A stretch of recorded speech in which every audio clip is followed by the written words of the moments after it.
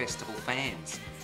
Paul Coleman here, and I've just realised that I've actually worn this hat in just about everything that I've done so far. I don't know why that is. I think it just, every time I do a podcast, this just seems to be my podcast hat. It's a hat that I got in Canada, and you know, I like it. But anyway, what we're doing right now is I would like to do an interview with Mark Hall, the lead singer and songwriter of Casting Crowns. Now, Casting Crowns are headlining Thursday night at Sonshine Festival, and Casting Crowns are awesome. So many people love them. I love them. You love them. So I just thought, let's ask a few questions of Mark Hall, the lead singer. Let's not ask the standard questions. Let's kind of, you know, let's really get inside his head a little bit. So the first question I have, and let me tell you that Mark is not in the room. Mark? No, he can't be in the room because right now I'm actually in Dublin, in Ireland, and Mark is backstage, I think in West Virginia or somewhere. So I'm actually going to send him a video of these questions, and he's going to send me a video back. Such are the wonders of modern technologies. Mark, would you give a shout out to the Sonshine Music Festival fans? Just whatever comes in, just give them a shout out. Where are you? What are you doing? But give them a shout out. Sonshine Music Festival. Come on. What do you got? Hey everybody, it's Sonshine Festival. We're here in West Virginia. Having a little Jesus time here with some folks here. Just got off the stage. We're in our green room right now. Check out, you want to see the green room real quick? Just kind of check it out. It is just like my church back at home. It's got that side room behind the stage where everything goes. But at least they're not like storing the stuff in the baptistry, because that's always a bad sign. Paul Coleman, my brother from another mother, from another continent, has asked me to answer some questions, and some of the questions, frankly, are just crazy. So my first question for you, Mark, is, and this is, I want to start deep. I want to start fundamental. I want to start deep. I want to go right in deep. And I really hope that you answer this question like I hope you will. Mac or PC? Mac or PC? I'm going to have to go with Mac. I'm pretty Mac all the way. Got an iMac at home at the church. Got an iPad. Got a laptop.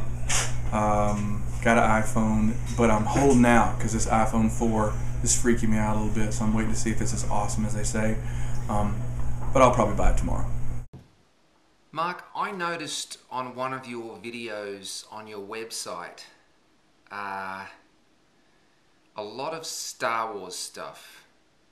Are you obsessed with Star Wars? No, number one. Do I have a life-size Darth Vader in my office? Yes. Do I have a Yoda and a R2-D2 and you know, some artifacts from the movie and some posters and a couple helmets? Yeah, but every youth pastor does. That's kind of what we do as youth guys. But I think the thing I get the most recognition for is I have a desk, and it's called the Han Solo desk. It's the only one of its kind. Just Google Han Solo desk, and there it is. It's Han Solo in carbonite under glass. So that makes me kind of a big nerd in a way. But in August, it all goes up for auction for World Vision to save some babies in Rwanda. So pretty psyched about that. So I am a Star Wars nerd. I'm owning up to it. Can you own up to it?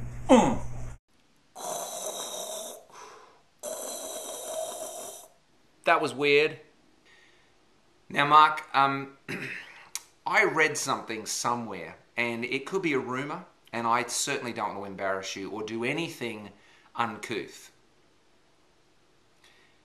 No, I probably do, but I'm not going to try and do that. But I read somewhere that you split your pants in concert on stage. Can you confirm that and tell me what happened with the pants splitting episode? Yeah, it's true. I ripped my pants on the stage in a concert. We were at this big thing in Texas, and we were in the middle of the concert. It was like the last song. And I went to go jump onto the bass riser, and when I went up, I just felt the whole front just rip. And at that point, my back is to the crowd, and I'm thinking, what do I do with this? Because I can feel it's cold now in the room, you know what I'm saying? So I just sort of turn around, and I sort of just kind of give it a Toby Mac. I'll try to explain how I did this. I sort of turned around, and I had the rip of my pants, so I was kind of Oh yeah, oh yeah. So that's the closest I've ever been. Closest I've ever been to rapping, and it was pretty embarrassing. Is that on video by any chance? Do you ever stutter? Yeah, it's true. Okay, nice, good. All right, here's an interesting question for you, Mark. Alive or dead? That's not the question. Alive or dead, who would you like to have dinner with? Just anybody. Who would you like to have dinner with? Who'd be on your wish list for having dinner? Who? Famous people I'd really like to have dinner with. I would really like to hang out with John Piper. I think that'd be pretty cool. Ravi Zacharias. Some of those guys are just so brilliant. I would probably just try my best not to talk because I would look like an idiot.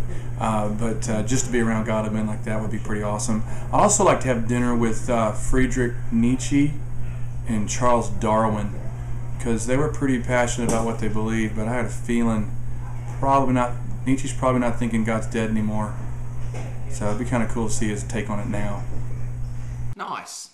Yeah, good. Nietzsche. Might have to Google that one. Mark, I want to know this. What kind of music do you listen to? I listen to just Jesus-centered music. That's what I listen to. Probably last forever, 14, 15 years. Man, I'm trying to live a life that honors God, and I think what I put in my head stays there and affects me. So I try to listen to music that urges me towards the new life I'm trying to live and doesn't drag me back to the old life I'm trying to leave. So it's not really this music's good and this music's bad. It's just for me, I listen to music that I think's wise for me, and that's Jesus music. So probably not this. Now, Mark, you've written a lot of amazing songs. I have to admit I'm a little bit jealous of most of them because I wish I'd written them. But my question to you is, you know, sometimes songs take a long time, a short time. I want to know, do you write your songs quickly? Tell me. On songwriting, man, it's different. Sometimes a song will come just really fast, like the song "If We've Ever Needed You." Woke me up in the middle of the night and couldn't sleep and walked down to the piano room as soon as I sat at the piano, just because of some junk I was going through with families in our church and just the idea that God, we need you. If we've ever needed you, it's now. And it just I just blew out, man. The first verse and chorus of that song. Whereas songs like East to West, man, I started that song when I was a young youth pastor, asking the question, can you show me just how far the East is from the West? Because I was kind of dealing with that myself, but I had no answer. And it was years later, probably the year before that record came out, Altering the Door, that from one scarred hand to the other, answered the question for me, and the song was born. So all the songs are different. Voice of Truth used to be a song called Fear, and it was just a song asking questions because I was wrestling with it, and I got to finish it with Stephen Curtis Chapman, and now it's called Voice of Truth. So they all have different timings on them. So jokes aside, there you have it. Mark Hall from Casting Crowns. Remember, Casting Crowns will be headlining Sonshine Music Festival Thursday night. You can still get your tickets. This is Paul Coleman signing out from Dublin in Ireland. Top of the morning to you.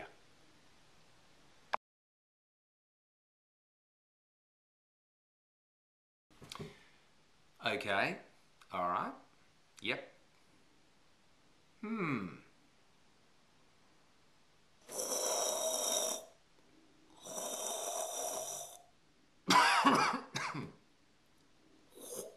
Luke.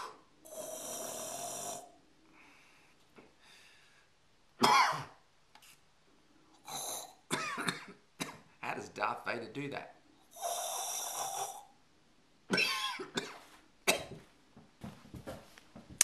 So there you have it, folks.